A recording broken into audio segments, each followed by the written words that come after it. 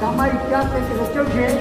આપણે અજીતભાઈના પ્રમુખ સ્થાને તિલક દરેક મંડળ ગામના બ્રાહ્મણોને રમોભોજન કરાવવાની જે ભાવના આ મંડળે કરી એવી વાર્તા ગામની અંદર કોઈ મંડળે કરી નથી.